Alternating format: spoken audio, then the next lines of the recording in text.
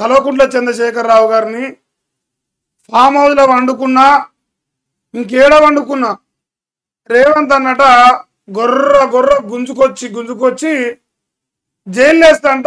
మరి మీరు నమ్ముతారా అనేది మీరు చెప్పాలి. టైటిల్ ఇలా ఏమని రాసిందంటే ఇది రేవంత్ జ్యోతి ఏమంటుంది, ఫామ్ హౌస్లో దాక్కున్న లాక్కొచ్చి లోపలేస్తారట. ఇది ఫామ్ హౌస్లో దాక్కున్న కల్వకుంట్ల చంద్రశేఖరరావుని తీసుకొచ్చి లోపలేస్తారట. ఎవరైనా ఆపుతున్నారా మీరు కానీ నేను కానీ ఇంకోరైనా ఆపుతున్నావా? మరి 21 నెలలకెళ్ళి కేసీఆర్ని అరెస్ట్ చేయకుండా ఎవరడ్డు వచ్చిర్రు? ఎవరు నిన్ను ఆపడానికి ప్రయత్నం చేసిర్రు? తెలంగాణ రాష్ట్ర ప్రజలందరూ చూస్తుండగా ఇక కేసీఆర్ దేకులేంగానని వచ్చిండు పోయిండు అయిపోయింది. ఫామ్ హౌస్లో వండుకునేందుకు ఆల్రెడీ నీ కమిషన్ చేసిన విచారణకు హాజరయ్యిండు. ఒకవేళ దమ్ముంటే ఒకవేళ నువ్వు మునగాడవైతే మరి అదే రోజు అరెస్ట్ చేసినా అయిపోతుండే. లేదు 21 నెలలుగా కేసీఆర్ ఫామ్ హౌస్లోనే ఉన్నాడు. నాకు చేసి నీకు ప్రభుత్వం అయితే నీ చేతిలో ఉంది, హోంశాఖ నీ చేతిలో ఉంది. ఇట్లా చిటికేస్తే అరెస్ట్ చేసుకొస్తారు. భయం ఎందుకు అవుతుంది? ఎవడు ఆపిండి నిన్ను? ఇప్పుడు ఎందుకంటే అసలు ఏ కార్యక్రమం ఏంది, దీని గురించి ఏం మాట్లాడాలి, ఏం మాట్లాడచ్చు మాట్లాడరాదు, ఇట్లా ఏం సోయలేదు. ఏడికి పోయినా కేసీఆర్ అంతే. అంటే పరిపాలన చేయడం, ప్రజా పరిపాలన, ఇందిరమ్మ రాజ్యం అంటే ప్రజలకిచ్చిన వాగ్దానాలు నెరవేర్చకుండా, ప్రజలకిచ్చిన హామీలు నెరవేర్చకుండా, ప్రజలను కాపాడకుండా ఎంతసేపున్న ప్రతిపక్ష నాయకులు తిట్టడమే అదే రాజకీయం అయిపోయింది ఇప్పుడు తెలంగాణలో. అంటే ప్రజలు ఎక్కడ కేసీఆర్ వైపు మళ్ళీపోతున్న భయమా, లేదంటే నీ పరిపాలనను ప్రజలు చీదరించుకుంటారనే అసహనమా? ఏదని అర్థం కావట్లేదు. నిన్న తెలంగాణ విమోచన దినోత్సవాన్ని వీళ్ళు ఏదో దినోత్సవం జరుపుకున్నారు. సరే, ఎవరిష్టం వాళ్ళు పోవచ్చు. ఇంకోటి, ఈ విమోచన దినం జరపడానికి ఏం అర్హత ఉన్నోడు పోవాలి. ఇప్పుడు ఎట్లా ఉందంటే, ఎవడైతే 1200 మంది బిడ్డలను బలిగొనడో, ఎవడైతే 1200 బిడ్డలను బలిగొన్నప్పుడు బలిదేవతని మాట్లాడిండో, ఎవరైతే తెలంగాణ ద్రోహి అయిన చంద్రబాబు నాయుడు పార్టీలో ఉండి జై తెలంగాణలోని గన్నులు పెట్టుకొని కాలుస్తాన్న దుర్మార్గుడు అవుతున్నాడో, అదే దుర్మార్గుడు ఇలా పోయి పూలమాలలు అర్పించడం అంటే ఇక నాకు ఎట్లా అనిపిస్తుంటే సంపినోడే వచ్చి పూలమాలలు వేసినట్టే అనిపిస్తాను. దుర్మార్గం ఏంటంటే అసలు తెలంగాణ వద్దన్నోడు, తెలంగాణ ద్రోహి, తెలంగాణ వ్యతిరేకి, తెలంగాణ వచ్చినాక తెలంగాణ రాకముందు 2 సార్లు వ్యతిరేకిగా ఉన్న వ్యక్తి అలా ముఖ్యమంత్రిగా ఉండి తెలంగాణ తెచ్చినోడి పైన, తెలంగాణ దేవానికి ప్రధాన పాత్ర పోషించినోడి పైన ఇలా జైలు ఎత్తా పొడుతా పీక్తా అని చెప్పేసి ఆ సందర్భంగా మాట్లాడే నీచమైన మాటలను మరి తెలంగాణ సమాజం స్వాగతిస్తారని అనుకోవట్లేదు. ఇదే నీతిగా ఇంకా నెక్స్ట్ 4 ఇయర్స్ కూడా ఇదే ఉంటుంది. నెక్స్ట్ 3 ఇయర్స్ ఇక కేసీఆర్ తిట్టడమే లక్ష్యం. ఇక పరిపాలన అంటే ఇక మరొకటి ఏం లేదు. ఇక కేసీఆర్ని ఏం బూతులు తిట్టాలి, కేసీఆర్ని అరెస్ట్ చేస్తామనాలి, కేసీఆర్ కమిషన్ల పేరుతోని హింసించాలి, కేసీఆర్ అనే జపం చేసి బతకాలి. అదే ఒక ముఖ్యమంత్రిగా మనందరం కలిసి ఆయనకు అప్పచెప్పిన ఇక అంటారు పీఠం మీద కూర్చోబెట్టి గీవి ఎకశకల కోసం మాత్రం నాకు అనిపిస్తాను. ఇప్పుడు వీళ్ళు ఇక రేవంత్ వెలుగుంటాడు కదా, ఈ రేవంత్ వెలుగు ఇది పోయిండు, ఓకే అన్నగారు జెండా ఎగిరేసిండు, దండం పెట్టిండు, మంగళారతి వాళ్ళకి అయిపోయింది. ఏమని రాసిరు? సంక్షేమమే ఎజెండా అంటుర్రా. సంక్షేమమే ఎజెండా, ఆర్థిక ఇబ్బందులు ఉన్నా అంటాను. మనం అనుకుందాం ఆర్థిక ఇబ్బందులు ఉన్నాయి, నేను కూడా నమ్ముతాను. కేసీఆర్ నాకు తెలిసి నేను చదివినంత వరకు 2,80,000 కోట్ల అప్పు చేసిండు. అది ఆర్థిక ఇబ్బందులు అంటాను కదా. కేసీఆర్ 9.5 సంవత్సరాలు పరిపాలించింది. ఇప్పుడు ఒకటే కేసీఆర్ మీద ఈ మొగోడు ఎగురుతాను కదా. గత నెల మనం చూసిన అప్పు ఎంత? 20 నెలల్లో రేవంత్ ఇచ్చిన అప్పు 2,20,000 కోట్లు. అది 22 నెలలు కావస్తాలకి ఇలా 2,34,000 చేరింది. ఇంకొక 2 నెలలు వేసుకుంటే 2,80,000 టచ్ అవుతుంది. అంటే కేసీఆర్ 9.5 సంవత్సరాలు వేసినప్పు రేవంత్ రెడ్డి 1 సంవత్సరంలో సారీ 2 సంవత్సరాల్లో 2 సంవత్సరాల అదే 2,80,000 కోట్లు అప్పు చేయడానికి రెడీగా ఉన్నాడు. మరి కేసీఆర్ టైంలో రైతు బంధు వచ్చింది, రుణమాఫీ వచ్చింది, నీళ్ళు వచ్చినాయి, కరెంట్ వచ్చింది, 1,00,000 కోట్ల కాళేశ్వరం కట్టిండు, మరి పెళ్లి చేసుకులకు తులం బంగారం ఇచ్చిండు, తెలంగాణ రాష్ట్రంలో 200 రూపాయలు పోయి 2,000 రూపాయలు పింఛన్ చేసి ఇంకా దాదాపు ఈ నుంచి ఈ నాక లిస్ట్ అవుతుంది. ఇప్పుడు కేసీఆర్ చేసిన అభివృద్ధి లిస్ట్ చెప్పాలంటే వాళ్ళు పారలే రాసుకురు ఆ అంశాలపైన. నేనేమంటా ఉన్నా, ఇప్పుడు ఆర్థిక ఇబ్బందులు ఉన్నాయి, సంక్షేమ ఏజెండా అంటుండు. ఓకే శబాష్, మునగాలని అనుకుందాం, కొద్దిసేపు అనుకుందాం. మునగాలనేటోడు కేసీఆర్ తెచ్చిన అప్పు కంటే ఎక్కువ తెచ్చినప్పుడు కేసీఆర్ చేసిన అప్పు కంటే ఎక్కువ చేయాలన్నా వద్దా? ఎక్కువనే చేయాలి కదా. మరి రైతు బంధు ఎగ్గొచ్చే, రుణమాఫీ ఎగ్గొచ్చే, పెన్షన్లు ఎగ్గొడుతుండే, నీళ్లు ఇవ్వకపోతుండే, కరెంటు ఇవ్వకపోతుండే, ఏది ఇవ్వకపోతుండే. కానీ అన్ని ఇచ్చిన కేసీఆర్ తీసుకుపోయి అరెస్ట్ చేస్తా, నేనేమి ఇయని ఎన్ని బాబులోని కాబట్టి అంటే ఏం చెప్పాలి సమాధానం? నువ్వు కేసీఆర్ కంటే గొప్పగా అభివృద్ధి చేయి, కేసీఆర్ కంటే గొప్పగా పథకాలు అమలు చేయి. అది చేతగాక ఇచ్చినోని పైన అక్కస్తోని నీవు చేతగానడం అని, నువ్వు దద్దమ్మవని ప్రజలు గుర్తిస్తున్నారనే భయంతో అన్ని ఇచ్చిన కేసీఆర్ పైన అరెస్టు చేస్తానగానే అయిపోయింది.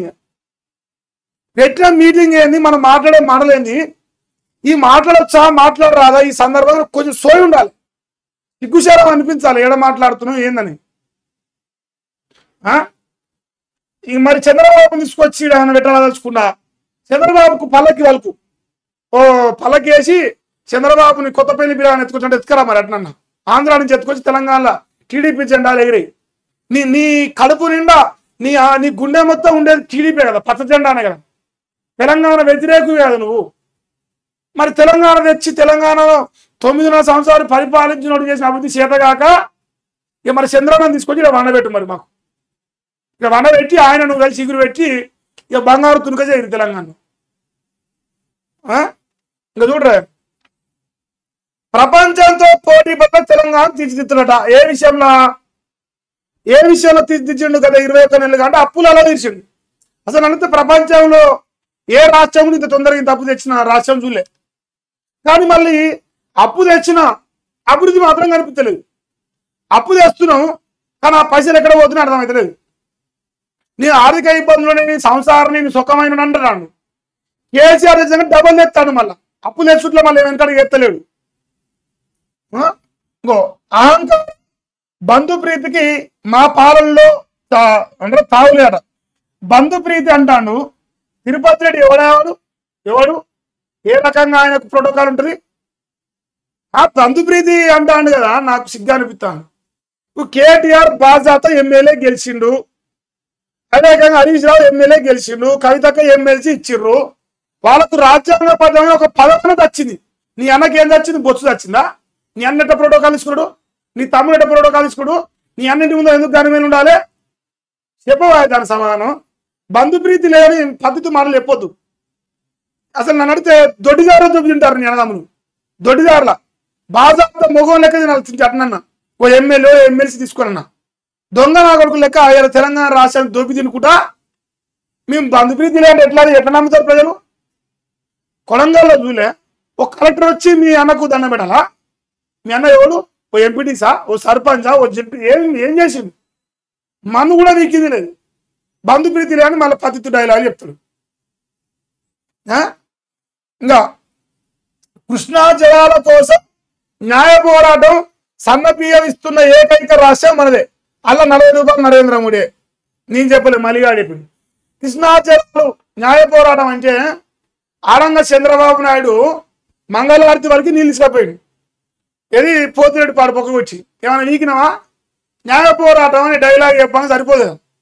అక్కడ నాగారి సార్ కుడికారు పొక్క కొడితే నాగారి సార్ గేట్లు ఎత్తుడు ఆయన తల తిక్కలు, ఆయన రుమాలు కట్టుకొని తిరిగాడు ఆయన. మీరందరూ తెలంగాణ రాష్ట్రాన్ని ఉద్ధరిస్తారు. ఇప్పుడు బంగారు తునక చేస్తారు.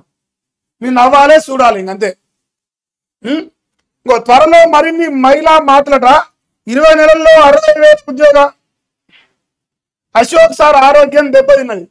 ఆయన ఆరోగ్య పరిస్థితి బాగాలేదు. ఇలా 4వ రోజు చేరింది. 15వ తారీఖు పోయి ఇలా 4 రోజులు అవుతుంది. 4 రోజుల నుంచి నిరుద్యోగుల కోసం ఉద్యోగాలు ఇవ్వాలని చెప్పేసి, జాబ్ క్యాలెండర్ ఇవ్వాలని చెప్పేసి నిరుద్యోగుల తరఫున అశోక్ సార్ గారు 4 రోజులుగా ఆమరణ నిరాహార దీక్ష చేస్తా ఉన్నాను. నీ కళ్ళు ఏమైనా కనిపించినాయా? కళ్ళల్లో ఏమైనా కాకులు ఒడిచినాయా? 60,000 ఉద్యోగాలని చెప్పేసి నువ్వు మాట్లాడుతున్నావుగా. నీ సొంత కాంగ్రెస్ పార్టీ ఎమ్మెల్సీ అద్దంకి దయాకర్ గల సభ పెడితే వచ్చిన మీటింగ్ లెక్క పెడితే ఓయిలా 5,000 ఉద్యోగాలు ఇచ్చిండు రేవంత్ రెడ్డి.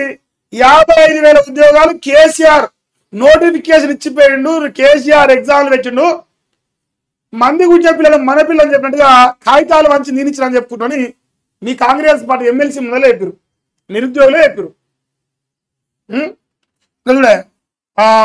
గేటివ్ ఆఫ్ వరల్డ్ గా హైదరాబాద్ మీద గేట్వే ఆఫ్ వరల్డ్ గా హైదరాబాద్ ఏ విషయంలో మానభంగాలు చేపించుట్లా, మర్డర్లు చేపించుట్లా, రియల్ ఎస్టేట్ సంకనాకిచ్చుట్లా, ఇంకే అంశాలలో అభివృద్ధి చేసో చెప్పు. మరి ఆ లిస్టు చెప్పు మాకు. గేట్వేనా? ఉన్నాయి ఇరుగుతాను ఇక్కడ. గేట్వే ఎత్తాడట. ఇంకేనా గంజాయి డ్రగ్స్ దందా ఎంత పెద్ద వాళ్ళు ఉన్నా వదలం. అందుకే 12,000 కోట్ల విలువ చేసే గంజాయి అంటే డ్రగ్స్ వాడెవడో మహారాష్ట్రకి వెళ్ళి వచ్చి ఇక్కడ జీతం చేసి అల్ల కానిస్టేబుల్ అయినా సరే వాడు దొడ్డిదారులు అల్ల జీతం చేసి వాడు ఏం జరుగుతుందో కనుక్కొని వాడు వీకినాక మన ఇంటెలిజెన్స్ పీక్ కళ్ళు కడతాడు. వాడు ఎవడో మహారాష్ట్ర నుంచి వచ్చి చెర్లపల్లిలో ఒక కంపెనీలో ఎంప్లాయీగా జాయిన్ అయ్యి ఒక పోలీస్ అధికారి ఆ డ్రగ్స్ దందాన్ని గుట్టు రట్టు పెట్టినాక మనకు చేతగాలే ఇంటెలిజెన్స్ ఈగలు పొడిచి కడలు కడతాను. ఇక్కడ చిన్న కడలు కడతలేదు. చెప్పగిరే నాయన జర మీరు చెప్తేనే కోపం వస్తుంది. ఇంకా ఇది అసలైన డైలాగ్. ఫామ్ హౌస్ లో దాక్కున్న మొక్కలో దాక్కున్న కటకటాల పాలే అవుతుంది. ఇప్పుడు అయినట్టు రేపు మా అన్న అమరాబాద్ కూలి రేపు పొద్దుగాల కేసీఆర్ ను ఎర్రపల్లి ఫామ్ హౌస్లోకి వెళ్ళి గుంజుకొచ్చి చెర్లపల్లినో చెంచలగూడ జైలునో ఎత్తాడు. చూద్దాం మన అందరం. అసలు ఆ ధైర్యం నీకుందని ఎవరన్నా నమ్ముతురా? చెక్ చేసుకున్నా కదా సాయంత్రం వరకు. ఎవరన్నా నమ్ముతురా నీ మాటలన్నా? నేను అనుకుంటా ఉన్నా రేవంత్ రెడ్డి నాకు తెలిసి నీ సొంత కాంగ్రెస్ పార్టీ నమ్మడు. నీ డైలాగ్ని నీ సొంత కాంగ్రెస్ పార్టీ కార్యకర్తలు నమ్మడు. ఎందుకంటే కాళేశ్వరం వినీత్ అన్నావు 21 నెలలు అవుతుంది. ఆరోపణ తప్ప ఆధారాలు లేవు. లేదు కేసీఆర్ టచ్ చేయలేకపోయినావు. ఇదే తెలంగాణ రాష్ట్రంలో పట్టపగటిలు ఇలా ఓటు ఉన్నట్టుగా దొరికిన దొంగను అని లోకం మొత్తం తెలుసు. నిన్ను నిరూపించాలి పెద్ద పని లేదు. ఫోన్ ట్యాపింగ్ అన్నావు. ఇంకో నా పిల్ల మొగల్లో ఫోన్ ఉడినాడు రేవంత్ రెడ్డి మన కేటీఆర్ అని చెప్పేసి మాట్లాడి. మరి 21 నెలలకెళ్ళి ఫోన్ ట్యాపింగ్ ఎవడు ఆపిండి? నిన్ను ఎవడన్నా ఆపిండా? ఫార్ములా ఈ రేసు అది ఇంకా అసలు ఇక దాని గురించే మాట పర్లేదు. ఇంత పెద్ద స్కామ్ల గురించి మాట్లాడి అంటారుగా కొండంతోమి ఎలుకని తీసినట్టు ఇక చేతగాక ఆడలేక పాతగదినట్టుగా పరిపాలన వైఫల్యం చెందిందని ప్రజల లోపల కేసీఆర్ వైపు సానుకూలత కనిపిస్తుందని కేసీఆర్ పైన 4 బూతులు మాట్లాడుతాను, కేసీఆర్ 4 గలీజ్ మాటలు తిడతాను. అది పరిపాలన అనుకోవడం నీ మూర్ఖత్వం. ఇంకింత ప్రజలు ఏమంటారు తెలుసా? కేసీఆర్ 21 నెలలుగా తెలంగాణ రాష్ట్ర ముఖ్యమంత్రి రేవంత్ రెడ్డి అనే పదం వాళ్ళు ఎక్కడ అంతకంటే సిగ్గు తప్పిన జోలి నీకు ఇంకా ఏది అవసరం లేదు. అయినా నువ్వు సిగ్గు లేకుండా కేసీఆర్ కేసీఆర్ కేసీఆర్ కేసీఆర్ ఒక భక్తుడు అయిపోయినావు. అంధ భక్తునివి. ఒక అంధ భక్తులు లేక కేసీఆర్ జపం చేస్తాను నీ యొక్క చేతగాని తన పరిపాలన వలన. ఇంకా చూడే మూసీ రివర్ ఫ్రంట్ తో ఆర్థిక వ్యవస్థను బలోపేతం చేస్తాడ. ఇది మూసీ రివర్ ఫ్రంట్ తోట ఏ రకంగా 1,50,000 కోట్ల అప్పు తెచ్చా. ఆ మూసీ రివర్ ఫ్రంట్ అంటే నాకు డౌట్ వస్తుంది. ఆర్థిక వ్యవస్థ ఆగమవుతుంది, అభివృద్ధిలోకి రాదు. 1,50,000 కోట్ల అప్పు తెస్తే కేసీఆర్ 1,00,000 కోట్ల కుంభకోణం చేసి అంటాను కదా. నువ్వు 1,50,000 కోట్ల కుంభకోణం అంటారు ప్రజలప్పుడు. ఇంకా భవిష్యత్తులో ఎక్స్ప్రెస్ గ్రీన్ఫీల్డ్ హైవేలతో పాటు బుల్లెట్ ట్రైన్ వస్తుందని వెళ్ళరు. అమ్మో వద్దు నాయన, కళ్ళతో చూసి బతకాలా? అప్పటి వరకు మీరు చచ్చిపోవాలా? అది కూడా ఒక క్లారిటీ. ఆ పాటి మీరు బతకర్రా పోయి మీరు చచ్చి బొందలో పడతారని అట్లనే చెప్పరు. మరి మాకు చెప్తారానే? ప్రజాపాలన దినోత్సవం సిగ్గు అనిపించాలి. ఈ డైలాగ్ వాడద్దు. ప్రజాపాలన దినోత్సవం సందర్భంగా పబ్లిక్ గార్డెన్స్ లో జాతీయ జెండా ఆవిష్కరణ. అంటే సెప్టెంబర్ 17, 2025 నాడే ప్రజా పరిపాలన. 1948 నుంచి ఏం లెక్కలేదు, అది లేనేలేదు. అది ఓ పని చేయి, రజాకార దినోత్సవాన్ని పెట్టుకో. రజాకార దినోత్సవాన్ని పెట్టుకుంటే చాలా మంచిగా ఉంటుంది కదా. నువ్వు చేసిన పరిపాలనకు, నువ్వు ఎగిరిపెట్టిన రాజ్యానికి ఇంకా అంతో ఎంతో రజాకారులు ఏమైనా కాలు కూడా వస్తాయి. నిజాం రాజ్యాన్ని పెట్టుకో, లేదా నిజాముల దినోత్సవాన్ని పెట్టుకో, ఇంకేమన్నా మార్చుకో, పేర్లు ఏం తప్పులేదు. ఇప్పుడు నిన్న విమోచన దినోత్సవ సందర్భంగా మా అన్నగారు ఈ అన్ని పద్ధతి డైలాగ్ చెప్పారు. నమ్మితే మీ కర్మనే, నేనైతే నమ్మను. మా అన్న ఎంత శతగాని పరిపాలన చేస్తా ఉండు, ప్రజల లోపల ఇంత వ్యతిరేకత వస్తుంది అన్నీ నాకు తెలుసు. నేను అన్ని చూస్తున్నాను కాబట్టి మరి నేనైతే నమ్మను.